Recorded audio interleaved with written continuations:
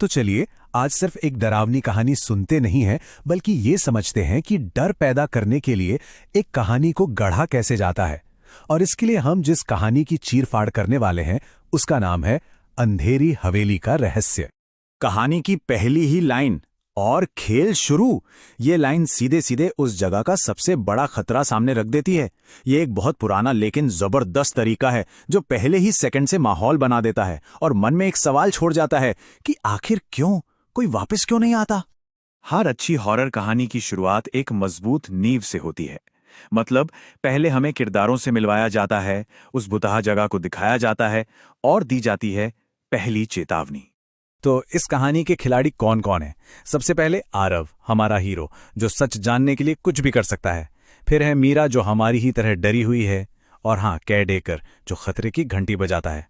और इन सबके बीच है वो हवेली, तो मतलब कहानी की बिसात बिछ चुकी है। ये वो लाइन है जिसके बाद पीछे मुड़ने का कोई रास्ता नहीं बचता।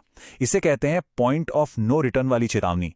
यह सस्पेंस को और बढ़ा देती है और हमारे किरदारों को और हमें भी ये देखने के लिए उकसाती है कि आखिर आगे होगा क्या। और देखिए, एक अच्छी हॉरर कहानी में ये होना ही था। किरदार को साफ साफ दी गई चेतावनी को नजरअंदाज करना ही पड़ता है।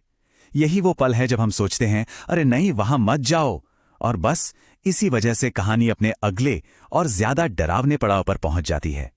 ठीक है, तो अब कहानी के दूसरे हिस्से में गोता लगाते हैं। यहां से असल खेल शुरू होता है, जहां सिलसिलेवार तरीके से अजीबोगरीब घटनाएं बढ़ाकर टेंशन को धीरे धीरे ऊपर ले जाया जाता है। ध्यान दीजिए, खतरे का पहला इशारा हमेशा सुनाई देता है, दिखाई नहीं देता। ये अनदेखे के डर से खेलता है, जो अक्सर देखे हुए खतरे से कहीं ज्यादा डरावना होता है। क्यों? क्योंकि हमारा दिमाग उस खाली जगह को अपने सबसे बुरे डर से भर देता है।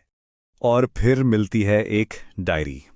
अब ये सिर्फ एक किताब नहीं है, ये अतीत का एक दरवाजा है। ये वो चीज है जो हमें बताएगी कि हवेली में जो हो रहा है वो क्यों हो रहा है और उन सुनी सुनाई बातों में कितनी सच्चाई थी। तो यहां सबसे जरूरी बात पता है क्या है? वो कहानी जो उन्होंने बाहर सुनी थी, अब उन्हें डायरी में लिखी हुई मिल गई। मतलब अब ये सिर्फ एक किंवदंती नहीं रही, बल्कि एक हकीकत बनने की कगार पे है। खतरा बिल्कुल असली और उनके बेहद करीब है। और बस इसके बाद चीजें तेजी से बिगड़ने लगती हैं।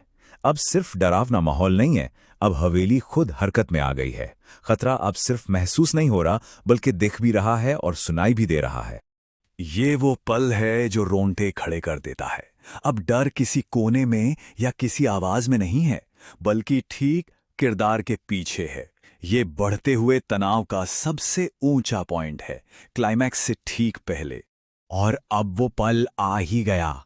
अब तक जो डर धीरे धीरे बनाया गया था, वो अब फटने वाला है। आ गया है कहानी का क्लाइमैक्स, जहां होता है भूत से आमना सामना। इस एक लाइन में भूत अपना मकसद साफ कर देता है। वो सिर्फ डरा नहीं रहा, उसका एक एजेंडा है। वो अतीत को, यानी डायरी में लिखी कहानी को, वर्तमान के खतरे से सीधे जोड़ देता है। अब बात सिर्फ बचने की नहीं, बल्कि हमेशा के लिए वहीं कैद हो जाने की है। अब देखिए, क्लाइमैक्स में भले ही कितनी उथल पुथल हो, लेकिन उसका भी एक साफ स्ट्रक्चर होता है। पहले आत्मा सामने आती है, फिर भागने के सारे रास्ते बंद हो जाते हैं, और ठीक उसी वक्त जब लगता है सब खत्म, डायरी में ही उसका समाधान मिलता है। ये क्लासिक दबाव में खोज वाला सीन है। जब सारी उम्मीदें खत्म हो जाती हैं, तभी आखिरी पल में बचने का एक रास्ता मिलता है। इससे सीन का तनाव और भी ज्यादा बढ़ जाता है। एक तेज रोशनी हुई और आत्मा गायब, सब शांत। लेकिन यहां एक शब्द पर गौर कीजिए, फिलहाल के लिए। इसका मतलब है कि ये जीत आखिरी नहीं है, और यही छोटा सा इशारा कहानी के बेचैन कर देने वाले अंत की नींव रखता है। तो अब कहानी के आखिरी हिस्से की तरफ बढ़ते हैं और देखते हैं कि कैसे एक असरदार हॉरर कहानी का असली डर उसके खत्म होने के बाद भी हमारे साथ रह जाता है। आरव की ये लाइन कहानी के आखिरी ट्विस्ट की जमीन तैयार करती है। ये लाइन हमें बताती है कि कुछ बुराइयां ऐसी होती हैं जो कभी पूरी तरह से खत्म नहीं होती। तो सबसे पहले हमें दिखाया जाता है कि किरदार अब बच गए हैं। वो गाड़ी में बैठ के जा रहे हैं और हमें एक झूठी राहत का एहसास होता है। हमें लगता है चलो सब ठीक हो गया।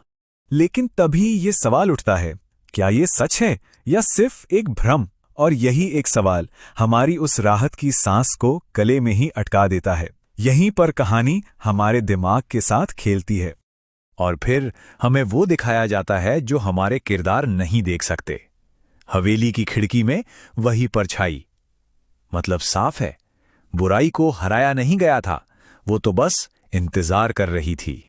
और अंत ने ये खौफनाक फुसफुसाहट, तुम वापस आओगे, यही कहानी का असली डर है।